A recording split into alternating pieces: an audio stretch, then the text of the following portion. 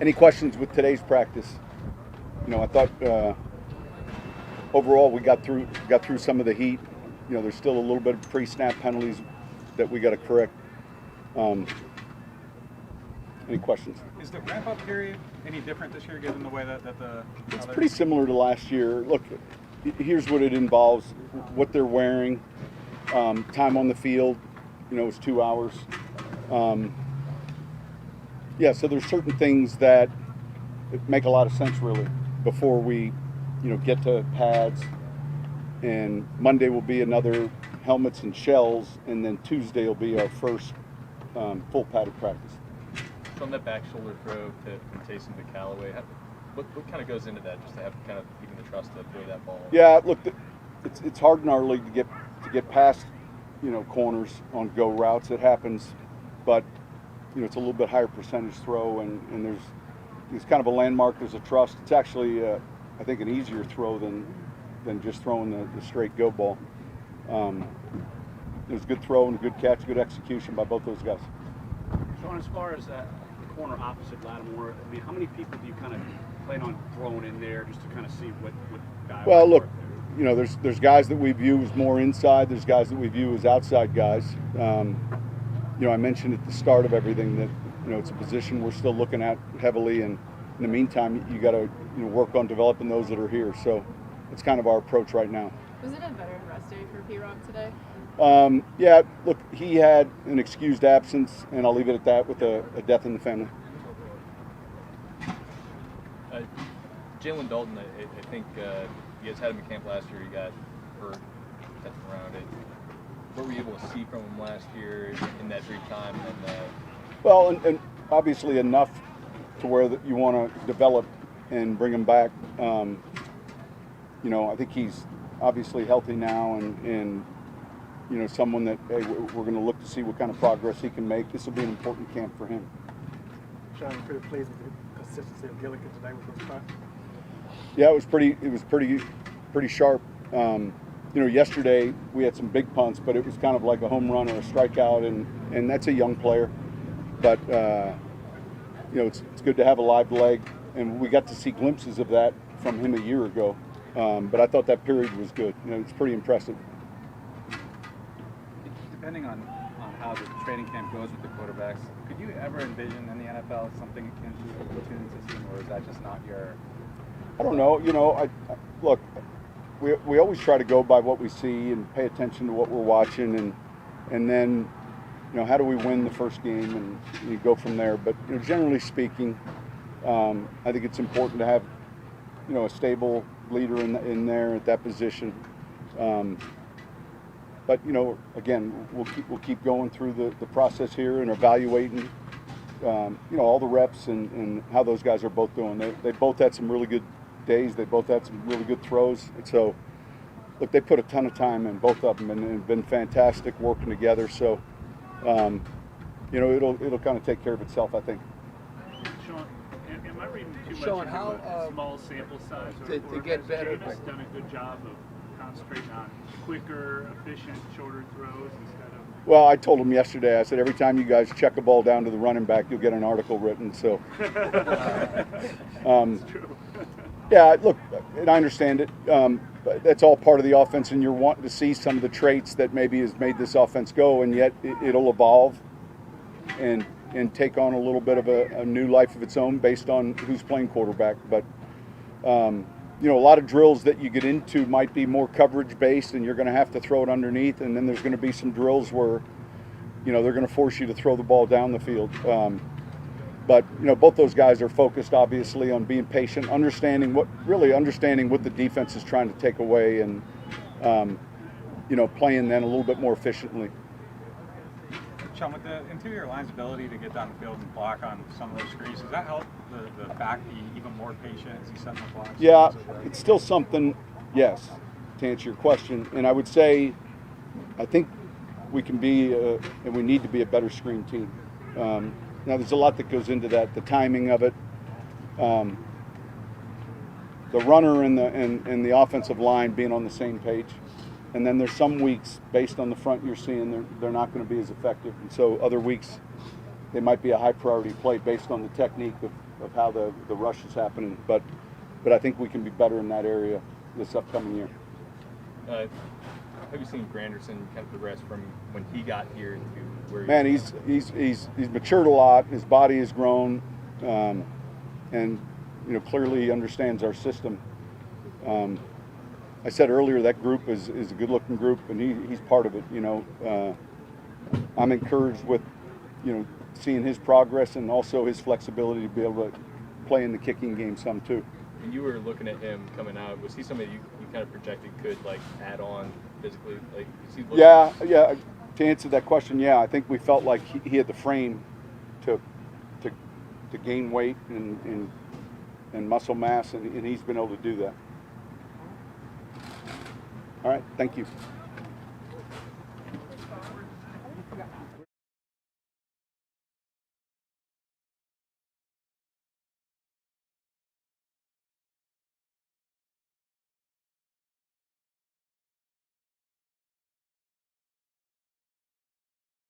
Welcome to Newark. Happy to be here.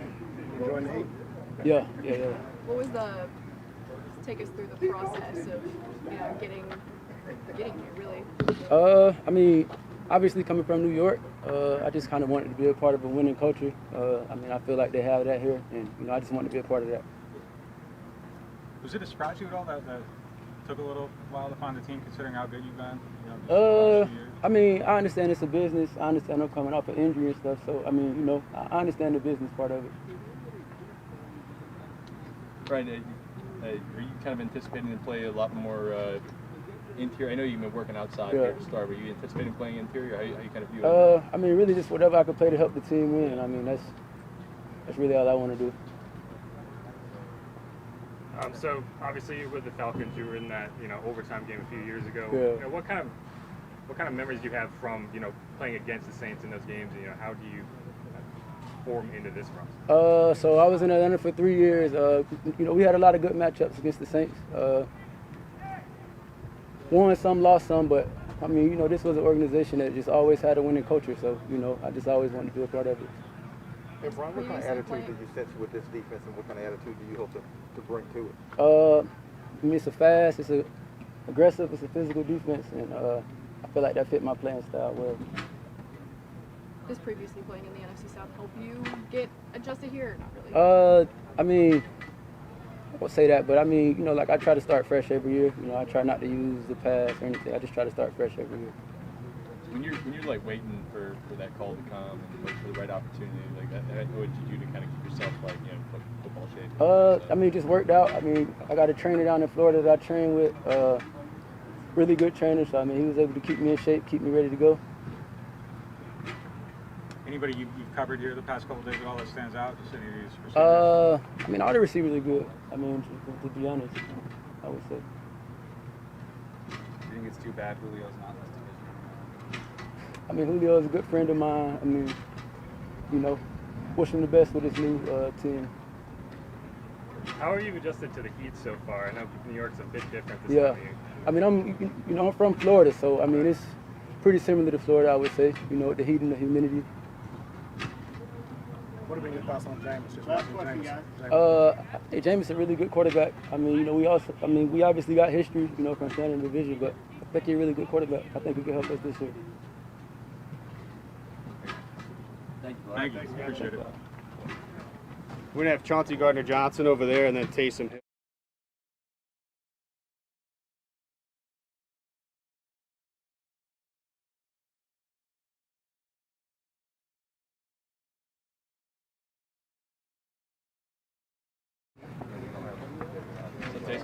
What's up, guys? You told us, I think back in the spring, that you were going to kind of change things up to suit your body more towards playing quarterback. Mm-hmm. So, I mean, for you, did that mean leaning out a little bit? How'd you kind of change that? Yeah. I leaned out, came in a little bit lighter than I would normally come into camp, and then my weight room routine through the off season was quite a bit different as well. Not so much from a lower body standpoint, but everything upper body, backside shoulder, big emphasis, and so forth. So is that the purpose for that is, I guess, more flexibility. I don't know actually. Yeah. Well, I think as a thrower, it's more important to have a stronger backside, than it is your front side shoulder, and it's naturally to work your front side muscles than it is your backside. And I can tell you, for me, historically, when I get sore, it's all your decel motions from taking so many reps and throwing so many balls. And so throughout my career here, I was always trying to find that balance of being strong enough to do what I was going to be asked to do, but still be able to throw a ball and so forth. And so there was definitely a transition there. You mentioned this offseason too, you were working on your footwork. Yep. You feel that paying off? Yeah, for sure. I think I think just having another year in the off season just to play quarterback, my comfort level in the offense, throwing things in rhythm, has felt really good. This was day 3, so by no means do I feel like I'm ready to roll right now, but we had 3 really solid days of work, and I think the off season has been good for me. So that just helps with getting the ball out quicker? Yeah, I think the idea, and as you play quarterback, I think your feet really, from a timing standpoint, are telling your eyes where they need to go, and your eyes follow your feet, and so the more you can train that, the more instinctive it becomes, and I think overall the better player you are. Taysom, are you truly at the point right now where the offense is second nature? Like the back of your hand? Because I know you always were leaning on Drew. And, yeah. And I think that there are levels to that. So as you talk about understanding the offense the way that Drew did, or Coach does, I certainly don't feel like I'm there. But every year you become more comfortable in what you're doing, and I would say every year I have a different emphasis of what we're trying to do. And I think you come into camp and you're trying to find this balance of not really scheming or game planning against your defense, but I think my comfort level inside the offense is higher now that you can spend more time about what the defense is doing versus what offensively what your expectations are. What's your approach to the competition? How you kind of approach the competition? Yeah, I think every year is the same for me. So, this year there's a competition between Jameis and I and who's going to play, but the expectation for myself never changes, So my routine, the things that I'm consistently working on, that sort of stuff doesn't change from year to year. And so the way that I've approached this year has been different because my role is different, but from a competition standpoint, what I'm doing and how I'm working is all the same. Taysom, Sean Payton said he joked with you guys that we're going to write an article every time you check down to the running back. Are we wrong to put a microscope on that, or is that a big emphasis to make those kind of throws? That's the first time I've heard that from Coach. I don't really know what to make of that. I think the emphasis is making the right decision, So it's taking the shot downfield when you have it, and then knowing when to check it down to get to the next play, So I think it comes down to making the right decision. So I'm not sure what he was alluding to there, but. Well, I think we probably made a big deal last year about you didn't connect with Alvin a lot in those early games after he, so often is targeted 7 to 8 times a game. Is that not as easy, quote unquote, or natural a throw as people might think? Just throwing to a running back in the flat? I think that there are so many things that goes into a game plan, what you're trying to accomplish. So, I can go back and look at several plays that I had last year that I wish I would have done something differently, but if guys are open downfield, then we're going to give them chances, and obviously you're trying to get the ball to your playmakers, and Alvin's one of the best at his position, so we're trying to do that. Sometimes we manufacture it where he's the number one read, but I think as a quarterback you can't cripple yourself. If you have something downfield, you're not going to check it down, and just to check it down. What did you take away from the balance between running and throwing? Did you almost come away from those starts last year thinking you could have run more? Me personally? Yeah. Yeah, I mean, I think as a running quarterback or someone who can run, I think you kind of get pigeonholed sometimes that, like, if you do run, that is, you know, it's like a mistake almost, or you shouldn't do it. But I can tell you that my mindset is no different than most quarterbacks. That if there's a guy downfield and you're having the ball to get, or having an opportunity to get the ball out of your hand, then you're going to do that. You know, I think the thing for me is there are certain coverages that are really enticing for a dual threat QB to take off and run. And at the end of the day, it's all about, you know, having good plays, back-to-back good plays, first downs, move the chains, and to go and score. And I do think it is a difficult balance sometimes as a dual threat quarterback to find that. But I try to stay true to my reads. If there's nothing there, the great thing is you know, I can make something happen. Taysom, you and Jameis, last one, guys. Each other's brains a lot. Jameis? Yeah.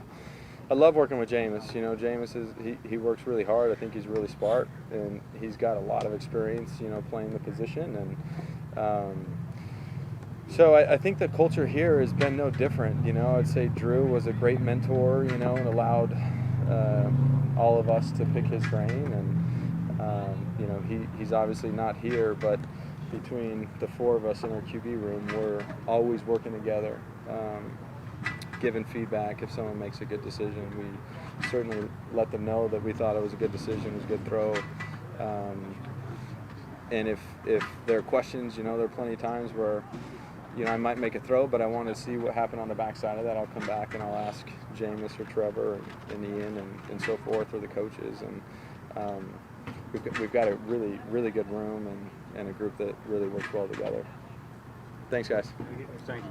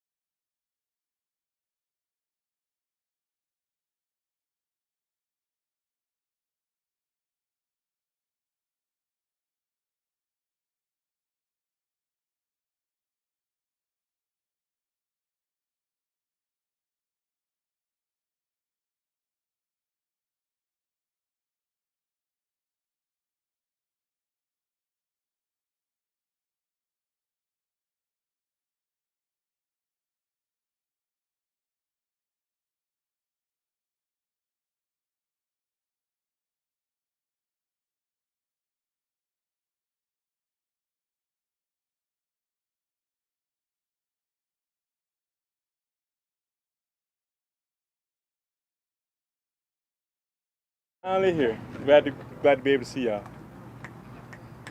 Hey, James, your 7th training camp. How does this one feel compared to the others as far as where you are physically? It feels great. Obviously, we know that it's a process and we got to get better every single day. And it's just the beginning. But so excited to be with this team. Bunch of great guys, bunch of great teammates, and excellent coaches. James, where do you feel you're at right now mentally? Because I know you want the offense to be second nature.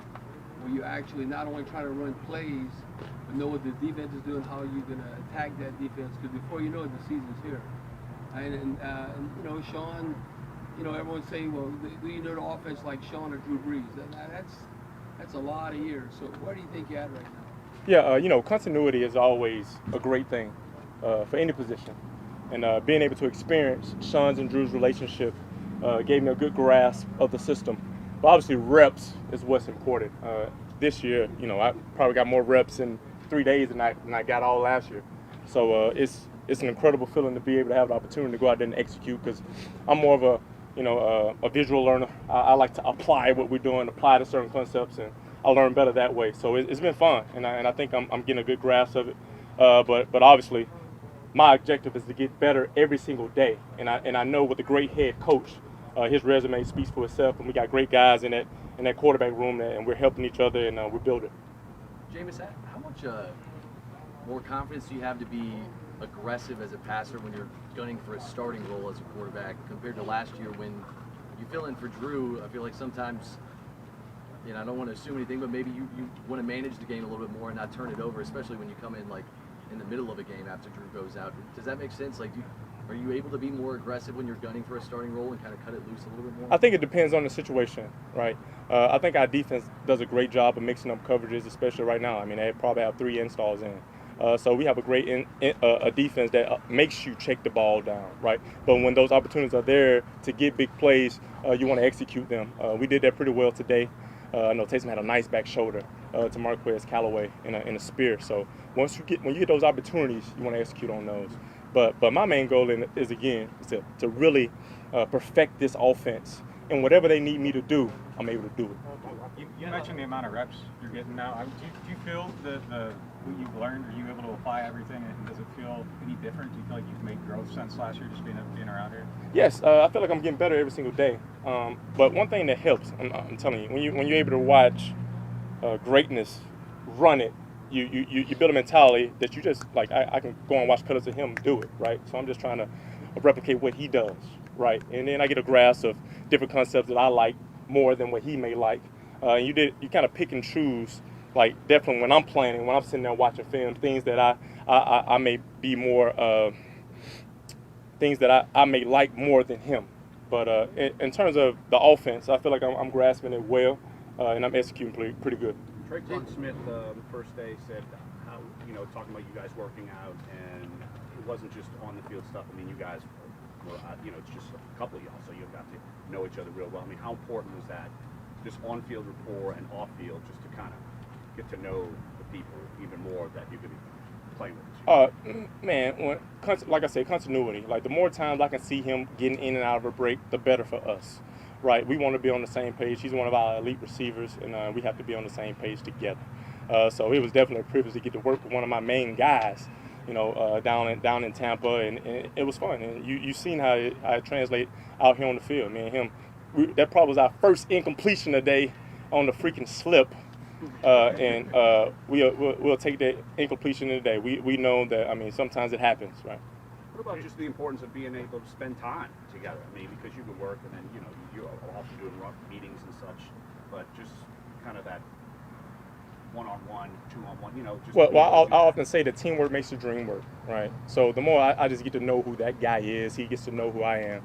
You know, you kind of build that trust, right? So it's one of those situations where you look that guy in the eye and he's like, yeah, I know what page you're on, you know, and I know what page he's on. So anytime you can build that team camaraderie with anyone, you know, the offensive line, you know, that's why, you know, Sean, you know, promotes gatherings, but you know, with COVID and all, we couldn't do that, right? So we kind of lost that aspect of that team building. So the only time we get to spend time together is in this locker room. So we definitely got to take advantage of that. But this off season, being able to spend time with Deontay, Lil Jordan, TQ, and Adam Troutman and Jawan and Nick and all those guys, like you just know, like when we get on the field, like, hey, we've been here before, right? We already executed these plays, so it's a different type of connection. Jameis, I know you said earlier this offseason that one of the main things you learned from Drew was the decision making and taking what's there sometimes instead of trying to make it big. Is it a coincidence that in the first couple practices we saw a lot of quick slants and checkdowns, or is that you're going against a lot of some defenses?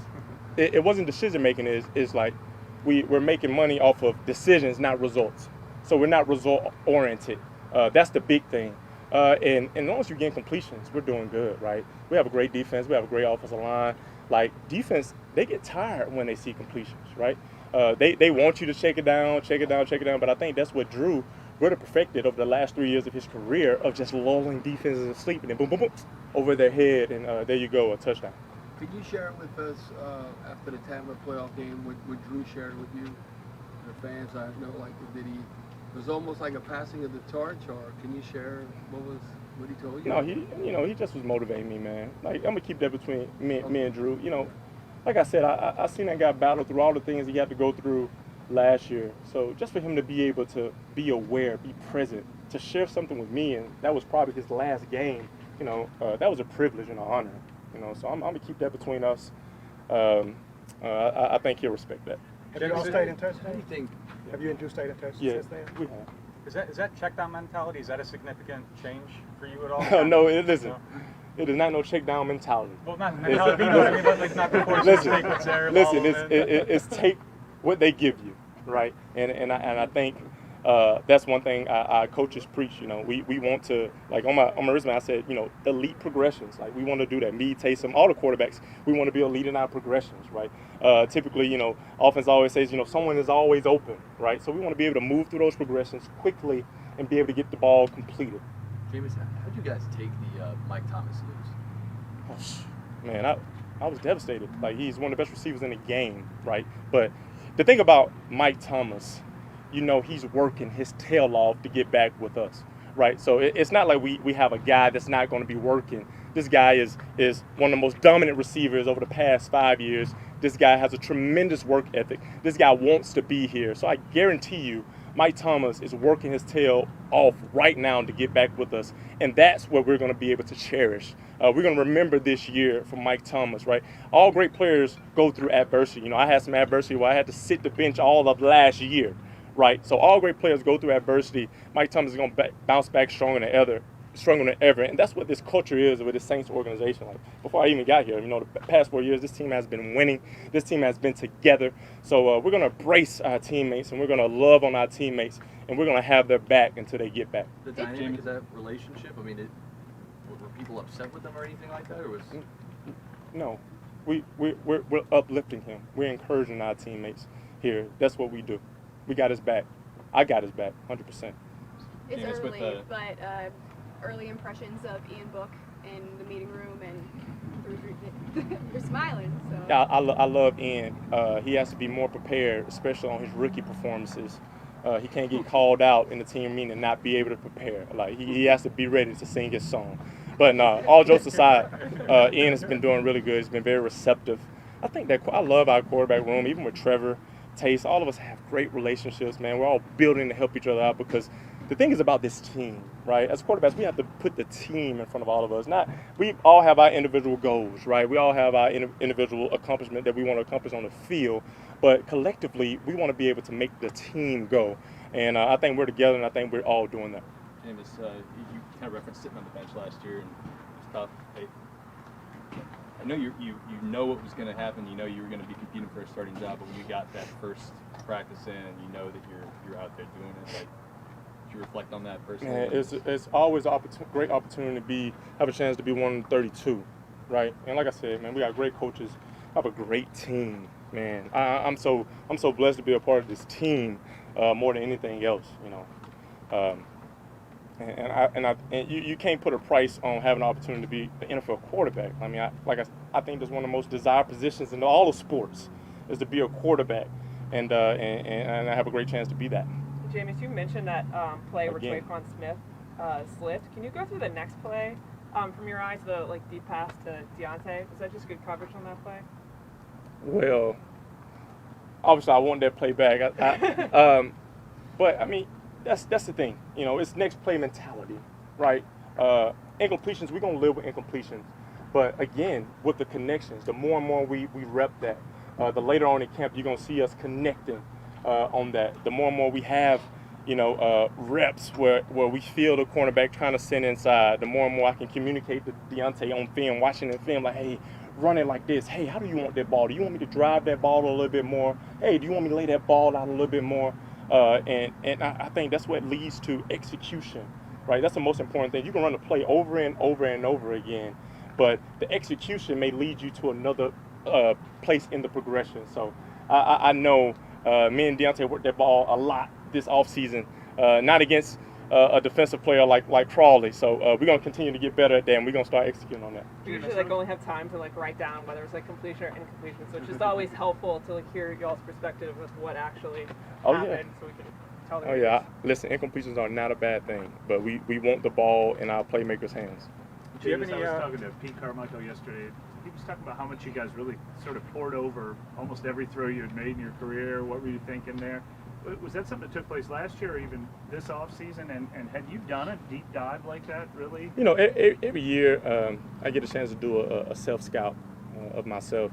But, I mean, this year, I mean, I have so many people to self-scout. I mean, we had Tom Brady playing in an offense that I played in the year before. We had Matt Ryan playing in offense with Dirk Cutter in Atlanta. And we had Drew Brees playing in this offense. We had 3 great quarterbacks playing in this division, right, in an offense that I know. And we had Teddy playing in Sean's offense in Carolina. So self-scout was kind of a little bit easier because in our conference, while we were watching against defenses in our conference, I was able to watch each concept against different defenses. And I was able to watch, 4 great quarterbacks execute in those systems. So I was able to take some things from them.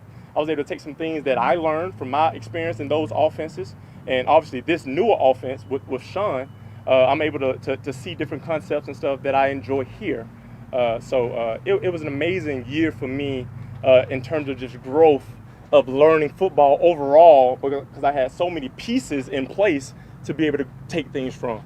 When did y'all do that, and I guess how long did it take? That's a whole off-season thing, and actually during the season, right? I was able to communicate with some of the guys about just hey, this is what he's thinking, like Tom and Matt, this is what they're thinking because I've been in those offenses, and as I watched them, right, I peeked them every single week. I peeked the Bucs, I peeked Atlanta, and sometimes of Carolina. Not much of Carolina because we run the same offense, but I definitely was peeking Atlanta and Tampa Bay every week conceptually on their offense just because I've been in those offenses. Do you have any early impressions of 17, Jalen McCluskey? I think he can fly. I think my cousin Esau Winston is a great player. Great targets. Like I said, as our job as a quarterback is just to get them the ball. I think everyone is doing a great job right now. With Harris, Deontay, obviously he was a Pro Bowl return man. Special teams has been his primary responsibility early in his career. Are there, just watching your connection with him, you outline why he might have a more prominent role as a receiver in the offense? Well, I just think because he's an excellent football player. A lot of guys might be specialists. A lot of guys might be just deemed as a receiver or a running back. But I think the thing that our organization does is we recruit. Well, we get great football players. I know y'all heard that term. The more you can do, right? Obviously, he's trying to elevate himself higher. And I definitely think he's capable to do anything he puts his mind to. So obviously, he's made some plays for us in the passing game as well. I remember Minnesota when Taysom hit him for that big post, right? His role is definitely going to expand just because he's so talented and he's an elite football player. It seemed like there are some plays where you were really looking for him, especially that first practice where, what did he kind of pause and then go and get him for that touchdown? I know you were talking about that after. Yeah. Anytime he's on the field, like I said, I'm going through my progressions, and if he's open, I'm gonna give him the rock. If he's not, I'm gonna find AK or Tay underneath or someone underneath to get the ball to him. It's completions. It's about completions. You didn't have trouble finding AK in number 6 today, did you? Nah, but I know AK ain't gonna be wearing number 6, man. But shout out to Timo, man. That was a great number 6 in this organization for a long time. We definitely miss him. I know he's doing a great job. He actually retweeted something about him wearing number 6. And he was like, "What a great choice." Well, I bet AK is the only person that he probably let wear 6. But AK don't want to break that check on wearing number 6. I guarantee you. All right, thank you guys. Hey, nice to meet you guys. All right, nice to put a face to the voices. Right. Look forward to seeing y'all later. All right. Thank you. All right, have a good one. Appreciate the time. I appreciate you.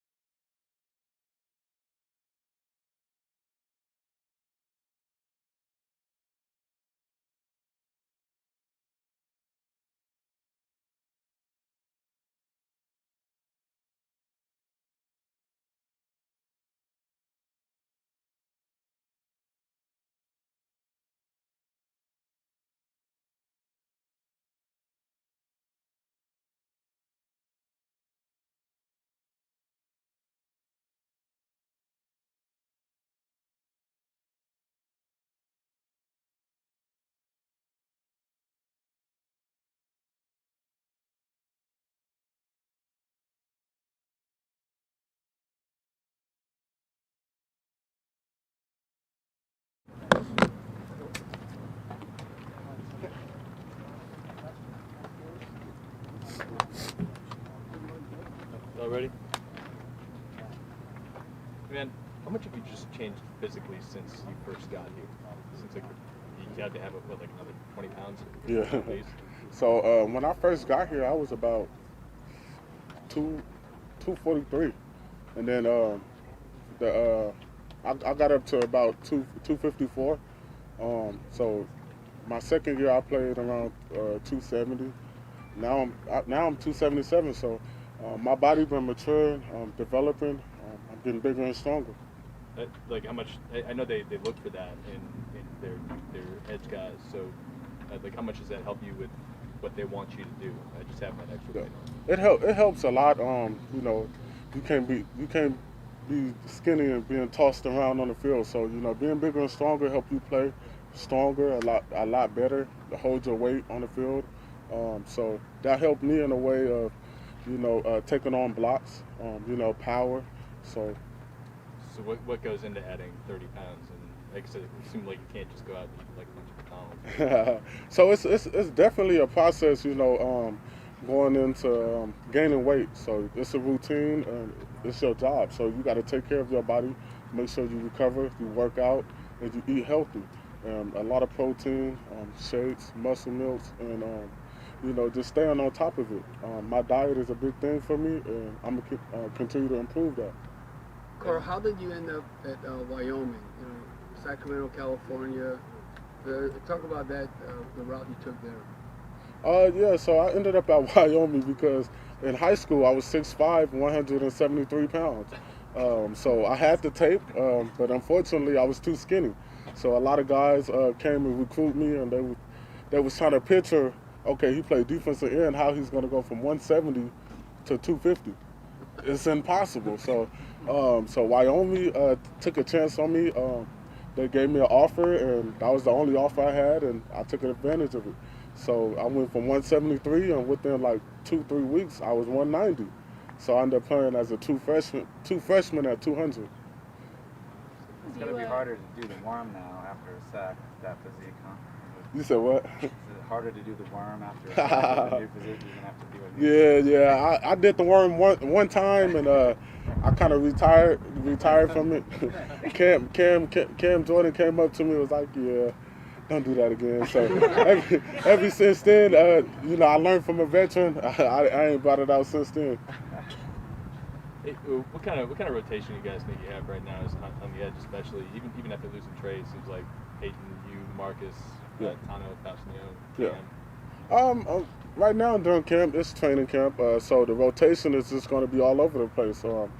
Coach want to see, you know, how different guys play with different guys. So I don't think it's a rotation now. Everybody just go in and try to make something happen. So you know, it's I mean, I guess I was thinking about like applying that to the regular season when like you're able to go in kind of fresh. And, like how important is that to have a couple guys you can count on? Yeah. You know, going into the regular season, you obviously have to have, I believe, 7 or 8 D linemen. So, you know, this whole camp is to evaluate our D linemen and see, you know, who's going to prepare us to win the championship. So, moving forward, everybody's, you know, Peyton Turner, Cam Jordan, everybody's being evaluated. So we have to do our job at the end of the day and try to make the team. Carl, what do you think as far as you've been always noted as a pass rusher? What do you have to improve on, like maybe technique, your run defense, to get more snaps? I just have to improve on, you know, playing faster and playing harder. To improve sacks, it will come, you know, but continue to think run first, because if you stop the run, that's the only way you're going to pass rush. So I just have to improve on stopping the run, getting TFLs, and so I can rush on third downs. Carl, could you talk a little bit about your off-season workout with Aaron Day and kind of how that came about? With who? The D-line boots. Oh yeah. So off season, I went back to Sacramento, and I was like, I need a pass rush specialist. So that's when I contacted D-line Vids, and he just happened to be down the street from, you know, Sacramento, which is like 30 minutes away, and we linked up. So the whole off season, I was in Sacramento working out with D-line Vids and getting better. So he helped a lot. I seen him like 2 or 3 times a week, and you know he helped sharpen my game. So I'm excited to see this season what kind of tricks I got up my sleeves. Remember last year, going into last season, you talked about feeling great and running like a gazelle was the term you used. So, as you've changed your body, is there any kind of compromise at all in terms of the way you run? Or Oh no, you know, it's just I feel like as I get bigger and stronger, I get more powerful. So I just have to go into camp and go into the season condition. You know, the weight really isn't a thing. I'll be able to run for a long time because I played receiver in high school, so I could run a little bit. Work on my conditioning, fly around the field, and just be ready when season comes. You still feel like a gazelle, or is there a different, I'm more powerful now, so I feel like the terminology I use probably is what you want to call it, a zebra? whatever you want to call it, man. Nah, maybe a horse now because I got horse legs now. Yeah. Thoroughbred, Mustang, yeah. that's what we call it. That's the note you want to end Yes. on. Thanks, Carl. All right, thank you, appreciate it. Thanks, Carl. Let's see, I'm going this way, excuse me.